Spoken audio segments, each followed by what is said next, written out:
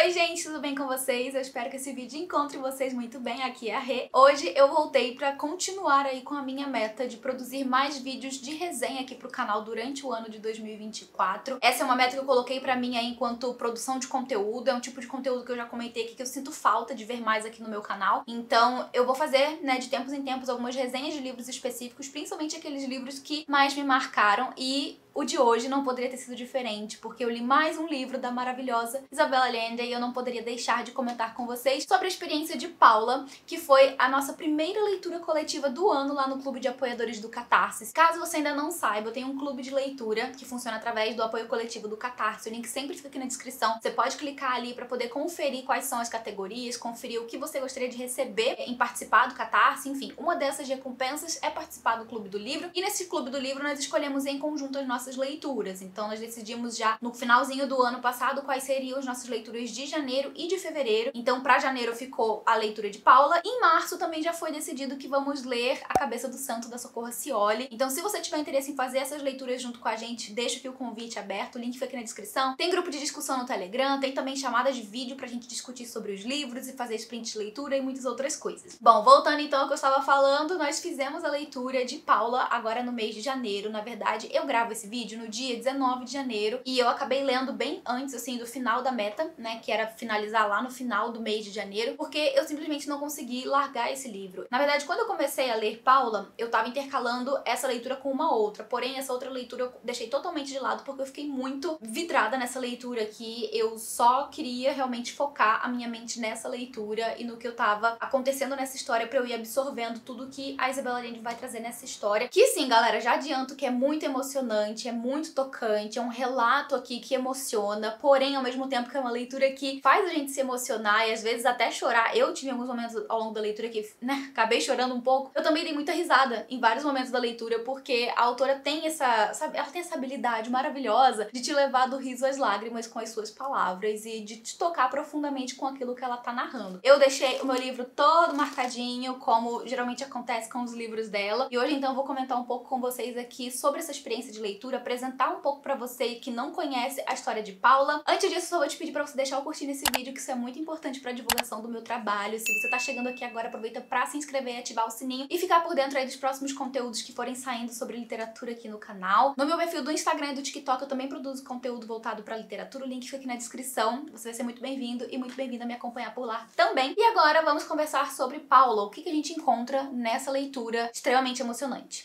Paula é uma espécie de relato barra livro de memórias que a Isabel Allende vai começar escrevendo para sua filha Paula. A primeira parte do livro começa em dezembro de 1991 e vai até mais ou menos metade ali de 1992, e o primeiro parágrafo já começa assim: escute, Paula, vou te contar uma história para que você não se sinta tão perdida quando acordar. E por que ela começa o livro assim? A gente vai descobrir ao longo da leitura que a Paula, filha de 28 anos da Isabel Allende, foi diagnosticada com uma doença extremamente rara e também muito difícil de ser tratada, que se chama porfiria. Eu acho que é assim que se fala. Eu até fazer a leitura desse livro, gente, eu não fazia ideia que essa doença existia. Fui pesquisar sobre, e até mesmo os textos que eu li de medicina sobre a doença ainda assim não me deixaram totalmente esclarecida com relação ao que seria, como se contrai. Pelo que eu entendi, é uma doença que tem um fator genético envolvido e que é muito rara e, por consequência, também é muito difícil de tratar e que vai, vamos dizer assim, atacar, de modo geral, o sistema nervoso da pessoa. Então a Paula tá em coma já há algum tempo e a Isabel Allende começou a escrever, então, essas cartas, né, essa espécie de desabafo pra sua filha Paula no começo do ano de 92, porque a gente vai descobrir ao longo dessa leitura uma das curiosidades envolvendo o processo criativo da Isabel Allende, que é o fato de que ela sempre começa a escrever seus livros no dia 8 de janeiro. Inclusive, ela já falou que se ela não começar a escrever um livro no dia 8 de janeiro, ela não escreve nada durante aquele ano inteiro, ela só vai esperar o começo do ano seguinte pra daí ela começar a escrever um livro no dia 8 de janeiro, que virou ali, né, a tradição dela. Religiosamente, todo 8 de janeiro ela começa um livro. Só que a princípio, Paula não era pra ser de fato um romance, não era pra ser um livro publicado.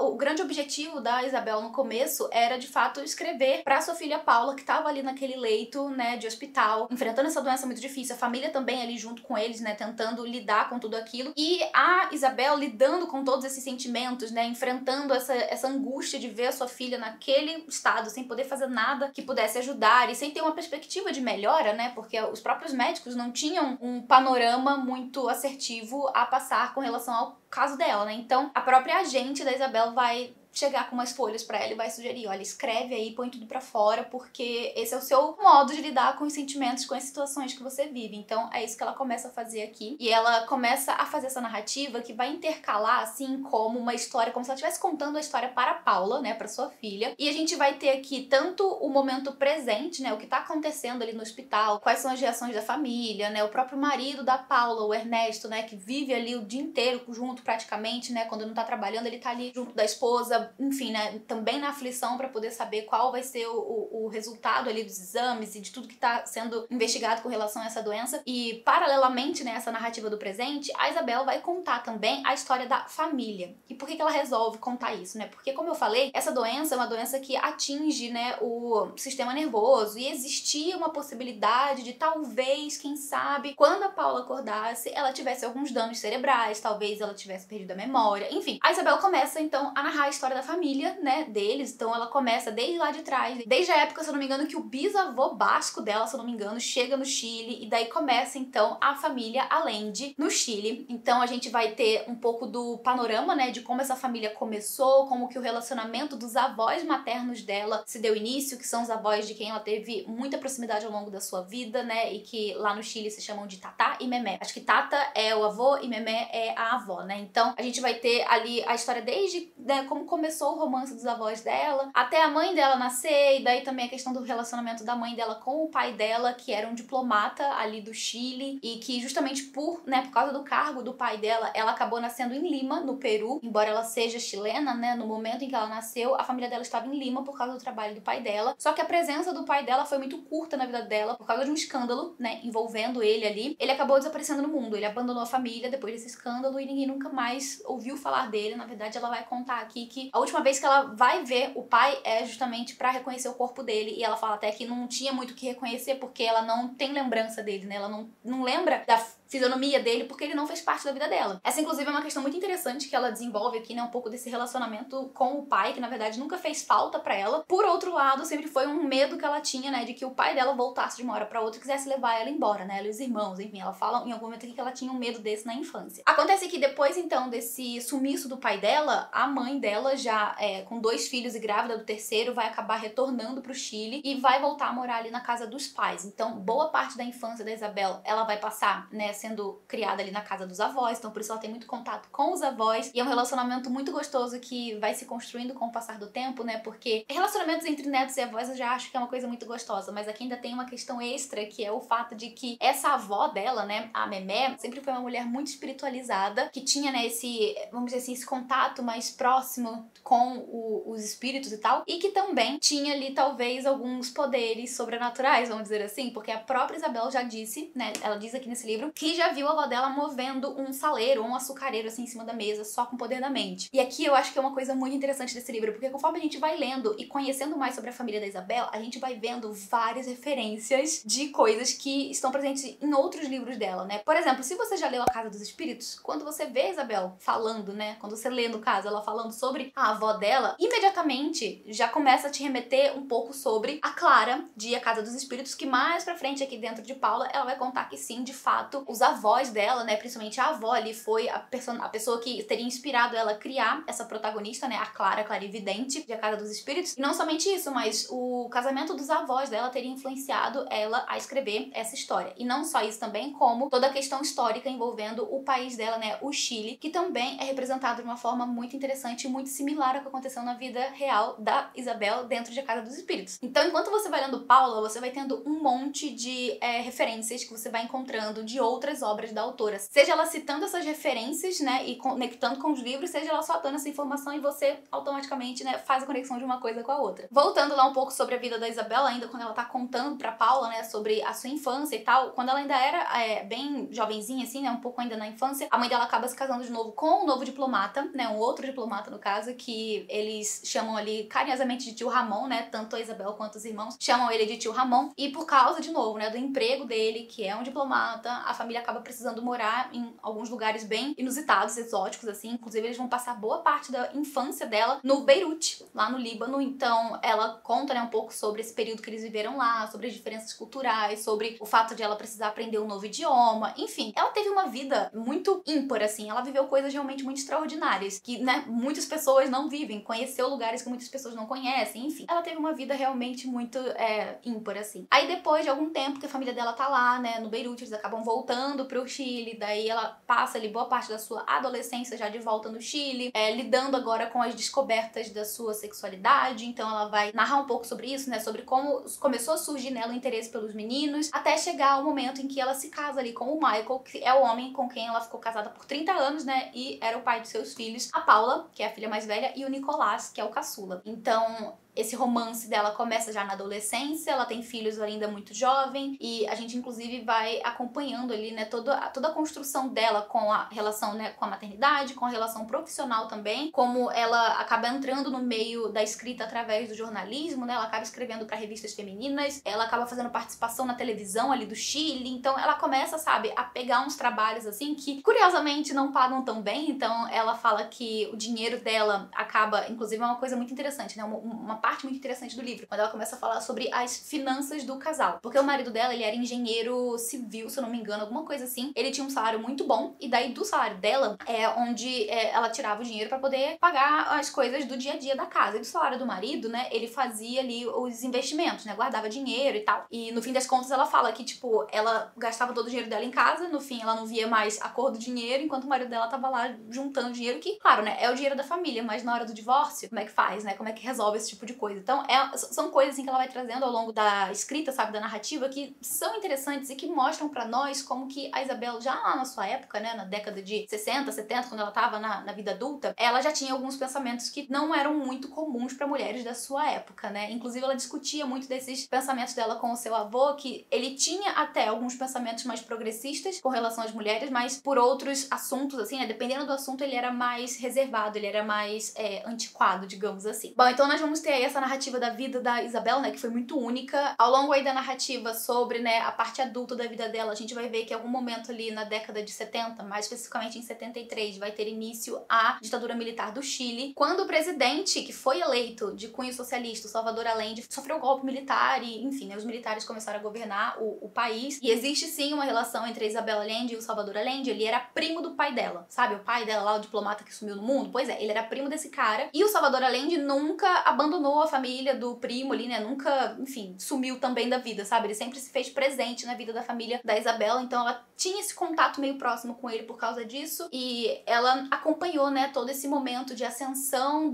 desse primo do pai chegar até, né, o poder, até a presidência, e pouco tempo depois o processo de derrubada disso tudo e toda a violência que tomou o Chile na sua época com a ditadura militar, né? E é até interessante que ela vai falar que ela, por boa parte, né, por muito tempo, enquanto estava acontecendo a ditadura militar, ela não entendia muito do que estava acontecendo, ela não entendia, sabe, o contexto político, o que estava acontecendo, ela só achava um grande absurdo o que acontecia com relação à violência, com relação a mulheres que ela via na televisão ou via pela rua, né, chorando pela perda dos filhos ou dos maridos e coisa e tal, e ela não entendia, ela não conseguia tecer, assim, uma opinião, sabe, com relação a esse assunto. Então, por boa parte da sua vida, ela não foi uma pessoa que tinha um senso crítico político, sabe, que fizesse ela, tipo, entender ou sabe, tomar partido de alguma coisa. Ela só não entendia e achava tudo muito absurdo, sabe? A Isabel continua vivendo com a sua família por vários anos ali dentro do Chile durante a ditadura militar. Ela, inclusive, se arriscou muito ajudando algumas pessoas que, né, eram, enfim, procuradas pelos militares e tal. Então, ela chegou a se expor, né, a expor a família dela, muitas vezes sem ter noção do perigo que eles estavam correndo, pra poder ajudar outras pessoas. Porém, chega um ponto ali que fica, é um ponto de não retorno, sabe? Eles não têm mais o que fazer e eles precisam, então, se exilar. Eles saem do Chile e vão se exilar na Venezuela, em Caracas, que é onde eles vão viver por muitos anos. Praticamente a segunda metade da vida dos filhos dela vai ser passado ali na Venezuela. E é também nesse país que a Isabela vai se descobrir como uma romancista, né? Que ela começa a escrever, na verdade, ali A Casa dos Espíritos, que foi seu primeiro livro, seu, sei lá, de sucesso mundial gigantesco. Ela começa a escrever em Caracas quando ela descobre que o avô dela tá prestes a falecer e ela não vai estar, né? Não vai poder estar próxima dele na hora de, né, da ida dele, por causa, né, do exílio e coisa e tal. Então ela resolve começar a escrever mais uma vez uma carta pro seu avô. E ela se empolga tanto escrevendo essa carta que ela diz que estava sendo guiada pela avó, né, pela Memé, que já tinha falecido. Enfim, ela se empolga tanto escrevendo essa carta que quando ela dá por si, a carta já tem mais de 500 páginas. Então, ela vai escrevendo, escrevendo, escrevendo, escrevendo. Quando ela vê, virou uma coisa gigantesca e quando ela menos espera, esse texto acaba se tornando um romance que se tornou naquilo que a gente conhece hoje como A Casa dos Espíritos. Aliás, tem também uma informação muito interessante aqui em Paula, que é sobre a escolha do título de A Casa dos Espíritos, que teria muita influência, né? Na verdade, quem teria dado essa sugestão de título teria sido a própria Paula. Então, A Casa dos Espíritos surge em Caracas no momento em que ela tá escrevendo pro avô, né? Ela tá se despedindo do avô. E é inclusive aí que ela vai começar então a sua carreira como romancista, já que até então ela só tinha trabalhado com textos para jornais e coisas muito pequenas, em revistas e tal. Não tinha ainda escrito realmente um texto tão grande quanto um romance de 500 páginas, sabe? Então, a partir daí, o romance dela vai ser publicado, né? Não só na América do Sul, né? Acho que no Chile ele demora até que bastante pra poder chegar no país de origem dela, né? Por causa de toda a questão da censura, enfim, levou um tempo até que o livro dela chegasse lá, mas ele vai ser publicado na Europa, em diferentes países, e com o passar do tempo, a Isabel, é claro, vai tomando muita notoriedade por causa do romance dela, por causa da sua escrita única, etc. E chega até um momento aqui que ela vai comentar sobre como demorou muito, acho que lá pelo terceiro livro dela, se não me engano, foi com Eva Luna, que ela chegou a se enxergar de fato como uma escritora. Porque até então, a própria agente dela tinha falado, olha, o seu primeiro romance foi um ótimo lançamento, né? Um ótimo livro e tal. Mas a gente só pode, sei lá, ter alguma esperança de que você vai se consolidar depois do seu segundo livro. Daí ela escreve ali o segundo livro dela, que se eu não me engano, tem alguma coisa a ver com contos, alguma coisa assim. E daí parece que é só no terceiro livro que ela fala que ela realmente agora se sente de fato como uma escritora. E é no momento em que ela senta pra escrever que ela consegue, sabe? É como se ela estivesse exorcizando todos os espíritos que estão perto dela e ela começa, sabe, a botar tudo pra fora. E claro, sempre com muita influência daquilo que ela viveu, das pessoas que fizeram, né? E fazem parte da vida dela. Então são romances que nunca são só invenções da cabeça dela, né? A gente percebe que são sempre histórias que têm muita influência de coisas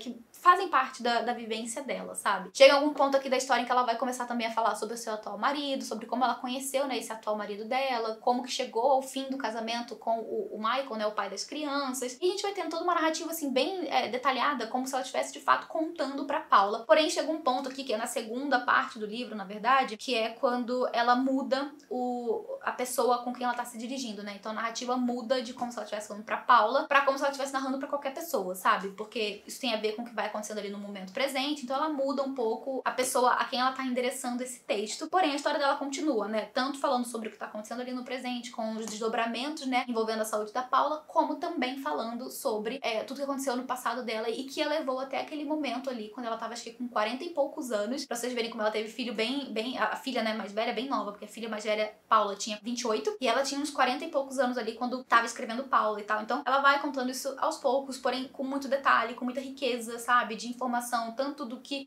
tava acontecendo na época, né, com relação à ditadura militar e tal. Enfim, são várias lembranças muito detalhadas, inclusive ela vai falar aqui sobre um episódio de abuso que ela sofreu quando era criança, tinha seus 8 anos de idade somente. Enfim, é um livro que ele é cheio de detalhes, sabe, nuances da vivência dessa mulher que teve uma vida, assim, sabe, como nenhuma outra. Como eu falei antes, ela realmente teve, e tem ainda, né, porque não morreu, ela tem uma vida muito extraordinária. Ela atualmente vive na Califórnia, né, então ela chega num ponto aqui em que a gente entende como que ela chegou na Califórnia, e é lá que ela escreve os seus romances atuais. Ela já está, inclusive, no seu terceiro marido, aos 81 anos, e é muito curioso, gente, porque eu fui ler sobre isso, né, sobre esse novo marido dela, que é um casamento super recente, e ela teve esse primeiro marido, que foi o Michael, que ficaram juntas, acho que por 28, 29 anos, alguma coisa assim, ficaram juntos por muitos anos, quase 30. O segundo marido dela também, ela ficou junto com ele por muitos anos, 20 e poucos anos, e aos 70 e tantos anos, 78, ela casou de novo, alguma coisa assim. E daí foram, né, fazer uma entrevista com ela sobre essa questão do casamento, perguntaram, como que você se sente sendo uma mulher casada, né, que casou de novo com essa idade e tal. E,